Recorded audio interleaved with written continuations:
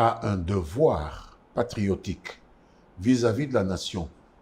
C'est celui de mettre entre parenthèses les querelles normales qui peuvent exister en son sein entre l'opposition et la majorité, parce que tous font partie de cette classe politique à laquelle vous faites allusion.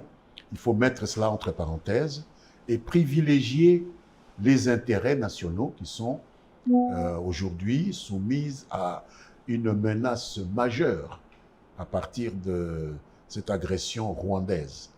Lorsque la maison brûle, peu importe les conflits qui peuvent exister au sein de la famille, tous se mettent ensemble d'abord pour éteindre l'incendie.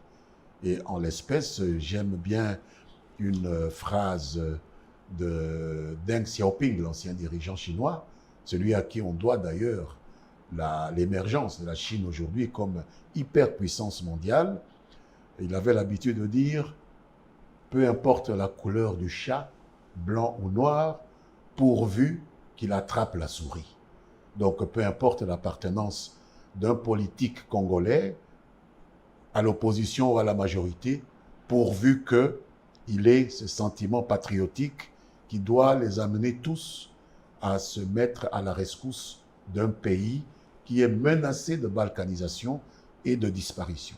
Alors, je vais emprunter vos mots. Vous avez parlé de privilégier les intérêts internationaux. Les intérêts nationaux. Nationaux, pardon. Est-ce que c'est ce qui est en train d'être mis en jeu ou en exergue? Certains en ont pris conscience. J'ai suivi avec beaucoup d'intérêt la déclaration des évêques qui font partie de la classe politico-sociale, on va dire. Les évêques de la Cinco, ceux de l'église du Christ au Congo, qui ont constaté que les efforts qu'ils faisaient en voulant plus ou moins se substituer aux institutions en place sont arrivés plus ou moins à leur limite et qu'ils tenaient à remettre acquis de droit les conclusions de leurs initiatives, c'est-à-dire au président de la République. Je n'ai pas encore entendu la réponse de Monsieur le Président, mais je pense que c'est déjà une bonne prise de conscience de leur part que la personne physique à laquelle les Congolais ont confié leur sort pendant toutes les 5 années que dure une mandature présidentielle, c'est Félix Tshisekedi.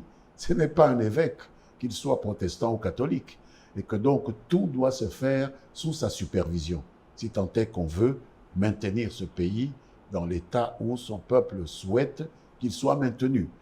J'ai suivi encore pas plus tard que hier ou avant-hier la déclaration de M. Martin Fayoulou, Nous y reviendrons, oui. qui a apporté sa contribution en disant qu'il souhaitait rencontrer le président Tshisekedi pour pouvoir envisager avec lui les voies et moyens de ramener la paix à laquelle les Congolais ont le droit de s'attendre de la part de leur classe politique. Le président a répondu par son porte-parole positivement. C'est déjà un début dans la bonne direction et j'espère que d'autres vont suivre. Alors, pour avoir été pendant plusieurs années au gouvernement après un passage au RCD, vous devez forcément avoir une maîtrise de la situation sécuritaire de ces pays. Le M23, est-ce que le M23 a été vaincu ou pas? Et pourquoi la rébellion a tendance à s'éterniser? Je peux dire que le M23 a été vaincu en 2013, je crois. Et la résurgence du M23 ne peut avoir qu'une seule signification, à mon avis. Ce serait quoi? La volonté radicale du régime politique au pouvoir au Rwanda depuis 1994 de pouvoir faire de l'expansion vers la République démocratique du Congo, expansion territoriale, et de pouvoir se donner aussi les moyens de vivre sur la bête congolaise, c'est-à-dire de vivre du pillage et du fruit des rapines qu'il pourrait opérer en République démocratique du Congo. Et donc, que le M23 ait été vaincu en 2013, ça ne fait l'ombre d'aucun doute, mais qu'aujourd'hui on assiste à cette relance des hostilités sous le label du M23, je dis que c'est le fruit des stratégies rwandaises. qui envoie des militaires rwandais avec quelques renégats congolais qui les assistent, mais en réalité, c'est une agression militaire rwandaise contre la République démocratique du Congo. Et je suis particulièrement surpris que certains esprits congolais se laissent aller à imaginer que le M23 est une réalité autonome, que c'est une situation congolo-congolaise, alors que nous sommes en face d'une agression militaire caractérisée, reconnue même par les Nations Unies. Et je m'étonne qu'il y ait des Congolais pour donner de la consistance au discours de prétexte que le Rwanda multiplie pour essayer de tromper l'opinion, qu'il s'agit d'un problème entre Congolais et que lui, le Rwanda, n'est pas impliqué. Mais s'il n'est pas impliqué, que font les émissaires rwandais à Washington? À discuter avec Félix Tshisekedi, si c'est une affaire congolo-congolaise. Alors, vous parlez de l'agression rwandaise, mais en 2013, nous avons eu une armée organisée mener l'opération aux pommes oranges, qui avait pour mission de démanteler le M23, restaurer l'autorité de l'État et assurer la sécurité de la population, et qui a défait les M23 avec l'appui de la brigade d'intervention de la MONUSCO.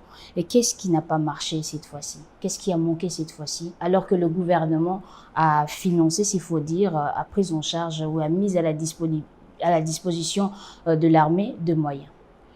Je pense qu'il faut revisiter tout le processus de cette victoire contre le M23 pour comprendre ce qui s'est passé. Ce qui s'est passé en 2013, c'est que les conditions de normalisation qui ont été négociées à l'époque, parce que en dépit d'une victoire militaire, on négocie toujours la fin d'un conflit. Et même en 2013, c'était toujours un conflit entre le Rwanda et la RDC. Donc il a fallu que des négociations nous mettent le gouvernement congolais de l'époque en face du gouvernement rwandais. Et le gouvernement rwandais avait réussi à insérer dans ce dispositif de fin de conflit des éléments qui ont contribué à corrompre profondément le système de défense de la République démocratique du Congo. Donc ces négociations ont eu lieu et ont abouti, c'est ça? Abouti au brassage, abouti au mixage, des opérations qui ont permis à l'armée rwandaise, au service d'intelligence rwandais, d'infiltrer dans le système de défense et le système sécuritaire de la RDC des éléments qui ont contribué à corrompre le système de défense, à l'infiltrer, à l'affaiblir et à la rendre particulièrement fragile relativement à cette nouvelle offensive que le président Kagame et ses extrémistes ont décidé de relancer quelques années plus tard. Selon vous, ce serait le point négatif de ces négociations qu'on voulait? Bien sûr, le brassage et le mixage expliquent pratiquement le contre-performance que notre armée a enregistré au cours de la dernière offensive rwandaise contre notre pays. Qu'est-ce qui aurait été mieux? Le président Tshisekedi l'a lui-même constaté. Il l'a dit. Alors, plusieurs processus de paix sont en cours à ces jours, notamment celui des Doha ou de Washington pour résorber la crise sécuritaire dans l'est du pays. Nous avons également sur les continents la SADC et l'EAC fusionnés avec des facilitateurs désignés. Certains voient ça comme une cacophonie. Quel est votre point de vue à ces sujets? Je ne pense pas que ce soit une cacophonie. Je vois, moi, des actions qui sont complémentaires. Il est illusoire de vouloir ramener la paix dans un pays membre de la SADC sans s'assurer de la coopération de la SADC. Il est illusoire de ramener la paix, de croire ramener la paix dans un pays membre de l'East African Community sans la collaboration de l'East African Community.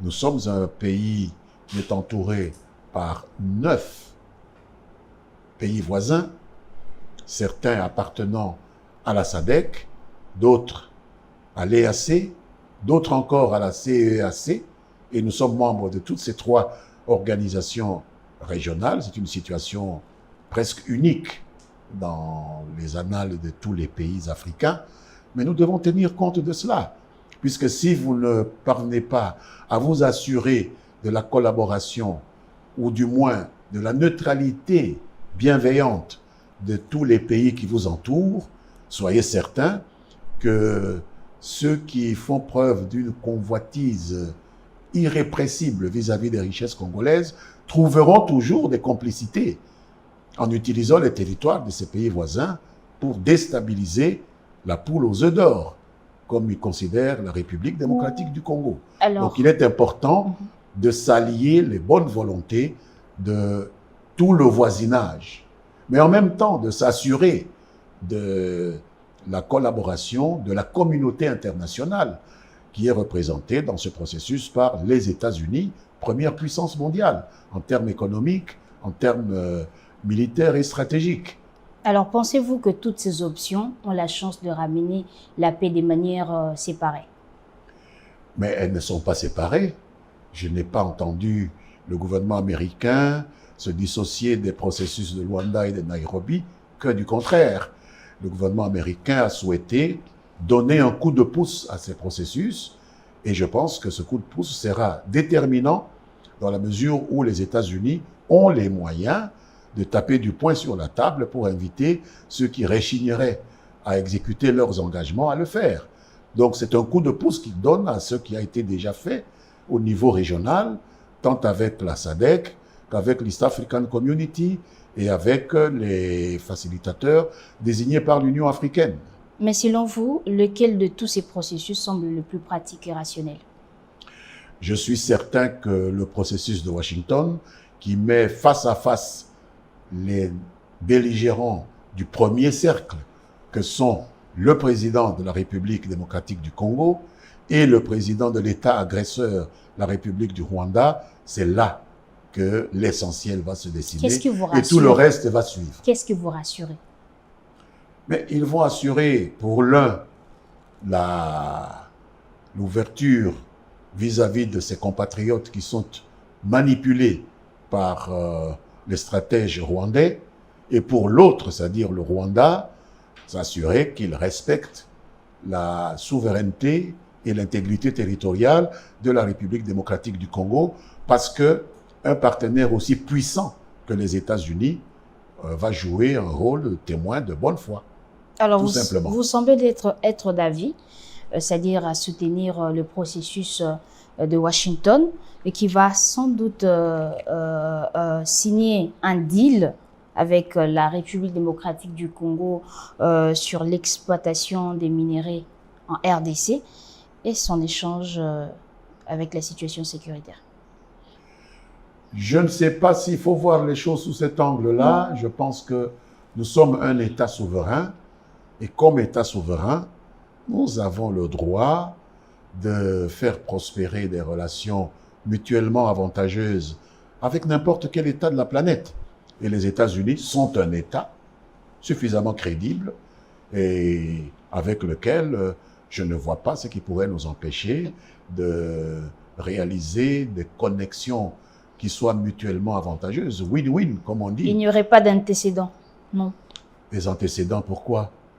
Si les États-Unis veulent travailler au Congo en respectant la souveraineté de la République démocratique du Congo, nous ne voyons rien qui puisse nous amener à douter de la nécessité de conclure de tels accords avec les États-Unis, comme nous l'avons conclu avec d'autres pays, comme la Chine ou l'Europe occidentale.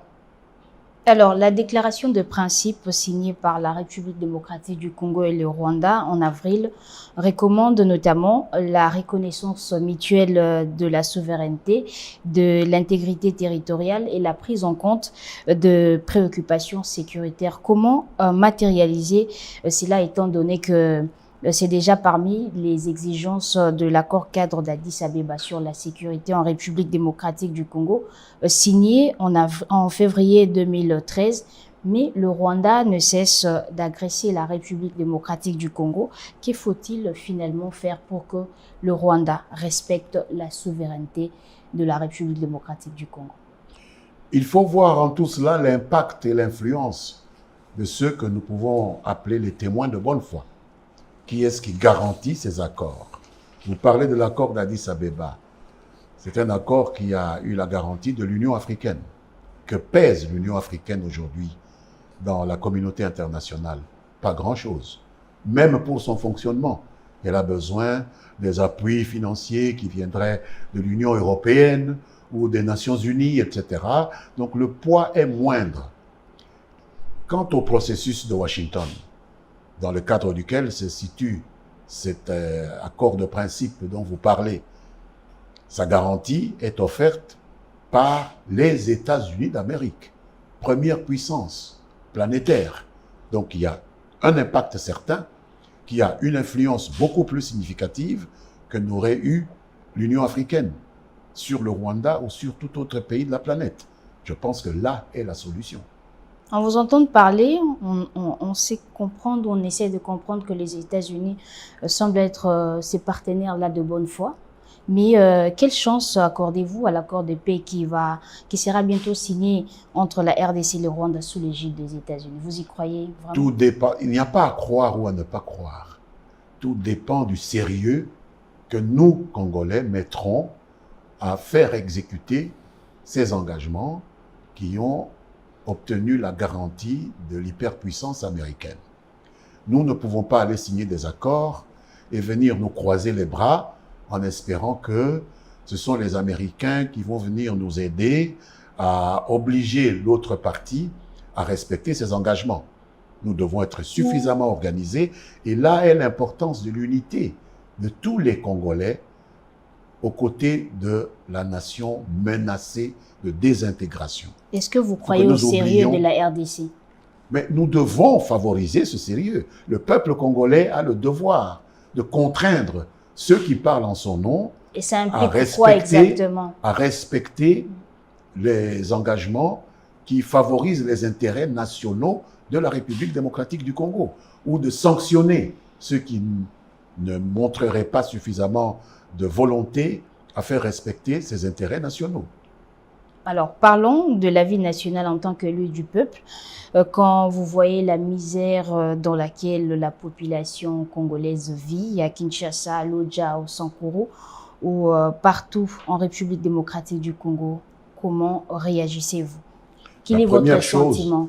La première chose qu'un homme politique normalement constitué fait face à une situation de crise qui étreint son pays, c'est d'en rechercher les causes. Vous n'allez pas soigner une affection sans savoir d'où elle vient. Ça reviendrait simplement à panser une plaie purulente sans nettoyer le pus avant d'appliquer les pansements. Ça ne résoudrait aucun problème. D'où vient cette misère? Ça vient d'où? Je repose la question. D'où vient cette misère? Mais regardez à l'Est. Comment ne serions-nous pas misérables si nous continuons à faire face depuis 30 ans? Tshisekedi est au pouvoir depuis 6 ans au moins, ou 7 ans. Mais c'est depuis 30 ans que nous sommes agressés par Paul Kagame et son gouvernement. Quel est ce pays qui se tiendrait debout sur ses deux pieds en faisant face à une guerre ininterrompue, incessante? Donc la grande raison, ce serait la guerre dans l'Est. C'est la raison principale. Parce que toutes nos dépenses doivent prioriser maintenant la défense. Et les gens ne vivent pas de défense. Les gens ne mangent pas la défense. Les enfants ne vont pas à l'école parce que nous achetons des armes. Mais nous sommes obligés d'acheter des armes. Nous sommes obligés d'équiper notre armée. Alors que nous aurions pu utiliser ces fonds importants que nous sacrifions maintenant à nous défendre, à d'autres tâches de développement, à des dépenses sociales, à des dépenses d'infrastructure. Nous ne pouvons pas le faire. Voilà la raison principale de la misère qui nous étreint aujourd'hui. Et donc, pour pallier à cette situation, il faudrait... Réglons ce problème et vous verrez que, disposant des mêmes ressources, nous pouvons les affecter à résoudre ces problèmes auxquels vous faites légitimement allusion. Où en sommes-nous avec la réduction du train de vie des institutions? S'agit-il d'un slogan ou non, ce n'est pas un slogan. Au moment même où nous parlons, il se tient à l'Assemblée nationale où je siège des séances, depuis hier d'ailleurs, de collectifs budgétaires. On nous a amené un budget remanié de l'État qui tient compte de l'aggravation, de la radicalisation de l'agression rwandaise, pour voir dans quelle mesure nous devons réduire le train de vie des institutions. Il y a des institutions qui ont perdu dans ce budget que nous sommes en train de voter et qui va sortir de l'Assemblée nationale avant ce week-end pour aller au Sénat, en deuxième lecture, qui subissent des pertes de 30% de leurs frais de fonctionnement pour pouvoir affecter ces budgets qui sont ainsi économisés aux dépenses de défense nationale. Une question pédagogique, qui est censé décider de la réduction du train de vie des institutions? L'autorité budgétaire, c'est le Parlement. Et pourquoi ça tarde? Il n'y en a pas deux. Pourquoi ça tarde? Mais je vous dis que nous sommes en train d'y travailler. Ça a pris du temps quand même. Ah, il fallait que le gouvernement nous amène un projet. Il y a une répartition des tâches. Ce n'est pas nous qui inventons les chiffres. Madame, il y a un gouvernement qui gère le pays, qui a la caisse, qui nous dit j'ai autant. Oh, là, le premier budget que vous avez voté, on avait affecté ça, ça et ça. Nous nous rendons compte qu'avec la radicalisation, qui gère le pays, qui a la caisse, qui nous dit j'ai autant. Oh, là, le premier budget que vous avez voté, on avait affecté ça, ça et ça. Nous nous rendons compte qu'avec la radicalisation de l'agression, nous avons besoin de plus de moyens pour l'armée. C'est pourquoi je vous soumets ce nouveau projet qui réduit le train de vie de l'État et nous l'envoyons au Sénat. Donc nous sommes conscients de l'urgence. Alors, sous le régime actuel, on en assiste à des multiples allégations de détournement de fonds publics impliquant parfois des membres du gouvernement, mais il n'y a pas de sanctions. La justice congolaise demeure-t-elle définitivement malade ou il y a quelque chose d'autre? Qu'il n'y ait pas de sanctions, vous m'étonnez. Un ancien Premier ministre vient d'être condamné à 10 ans de prison par la Cour constitutionnelle et vous dites qu'il n'y a pas de sanction. 10 ans de prison, ce n'est pas une sanction. Et maintenant, ils travaillent. La prochaine nuit, ils vont travailler de sorte que vendredi, ils doivent déposer et samedi, nous l'envoyons au Sénat. Donc, nous sommes conscients de l'urgence. Alors, sous le régime actuel, on en assiste à des multiples allégations de détournement de fonds publics impliquant parfois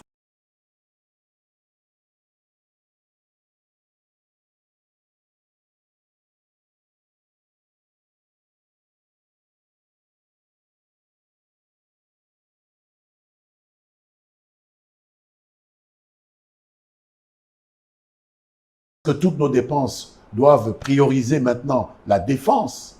Et les gens ne vivent pas de défense. Les gens ne mangent pas la défense. Les enfants ne vont pas à l'école parce que nous achetons des armes. Mais nous sommes obligés d'acheter des armes. Nous sommes obligés d'équiper notre armée. Alors que nous aurions pu utiliser ces fonds importants que nous sacrifions maintenant à nous défendre, à d'autres tâches de développement, à des dépenses sociales, à des dépenses d'infrastructures. Nous ne pouvons pas le faire. Voilà la raison principale de la misère qui nous étreint aujourd'hui. Donc, pour pallier à cette situation, il faudrait... Réglons ce problème et vous verrez que, disposant des mêmes ressources, nous pouvons les affecter à résoudre ces problèmes auxquels vous faites légitimement allusion. Où en sommes-nous avec la réduction du train de vie des institutions? S'agit-il d'un slogan ou non, ce n'est pas un slogan. Au moment même où nous parlons, il se tient à l'Assemblée nationale où je siège des séances, depuis hier d'ailleurs, de collectifs budgétaires. On nous a amené un budget remanié de l'État qui tient compte de l'aggravation, de la radicalisation de l'agression rwandaise pour voir dans quelle mesure nous devons réduire le train de vie des institutions.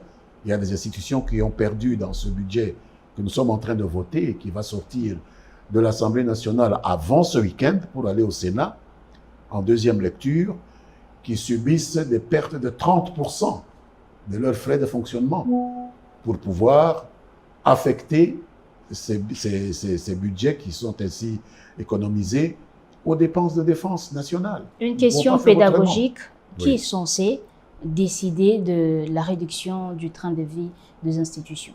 L'autorité budgétaire, c'est le Parlement.